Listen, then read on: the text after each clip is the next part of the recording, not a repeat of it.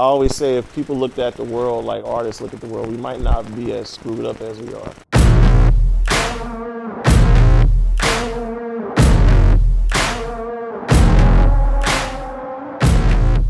We're very aware that museums are institutions and they carry with them the weight and the power, long history of strong financial endowment and the privilege to kind of set the rules. What I really am impressed by here at the Morristown Museum is that both the director, the senior staff, and the board members are really open to new ideas, and that's really, really refreshing. So I said, well, what if we were to have graffiti and street artists paint directly on our museum walls? Graffiti, of course, has been showing up in the museum world for some decades at this point. I think it took a lot of trust and courage on the artist's part. It's certainly more risk-taking for them probably than even for us. After this idea of a graffiti and street art exhibition had been received positively by everybody associated with this museum, I set out to identify a co-curator. So the opportunity to think about how we might do it differently here at the Morristown Museum was a very exciting new project to embark on. Ron, the chief curator of the museum, reached out to me around February, March, and he asked me would I be interested in putting this show together with him. And originally I was hesitant. Being away from Jersey for a while, I honestly didn't think I would be the right fit, to be honest. It's like, but my perspective has changed. And Ron was like, well, that's what I'm interested in. We went back and forth discussing who the artists could be. And once we got a set amount of, I think it was 11, 12 artists, including myself, we we put all of the particulars together and everybody came out over the course of a week and rocked out.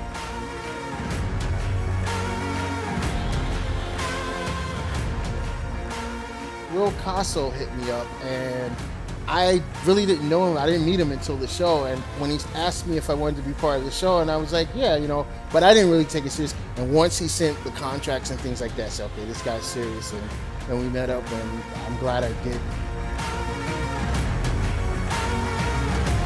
As soon as I saw the invitation about what he was doing and the fact that he was considering me to be a part of it, I was really humbled, excited, because the words graffiti and museum very rarely get put into the same sentence.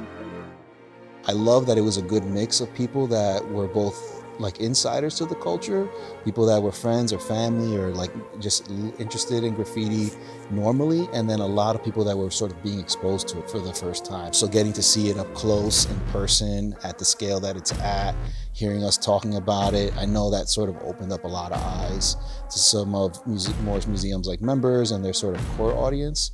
But then it was also great to see sort of the graffiti following sort of invade the space also. It was cool. Everything that you see on the street is not just something just random. There's stories behind those names, those figures, or those words that you don't necessarily understand or can't read. There's a story behind that. Someone took the time and took the risk with the intention on someone paying attention. We have to look deeper than what's on the surface, and I think this show exemplified that because literally we took the energy that was on the street, and be it that it was structured, it was still the same vibe. It's like, I think by midweek, it was almost like, it was just a bunch of homies painting together. I have to say, everybody was so excited that this was a breath of fresh air, that we were this new institution. I mean, it couldn't have gone any better. I think it's going to be a challenge to sort of top this next year. I felt that this was an opportunity for an institution like ours to actually give credit to the people who serve as the inspiration for the fine artists who are studio trained. I don't think that this is going to be the last that we're going to see of graffiti and street art here at the museum.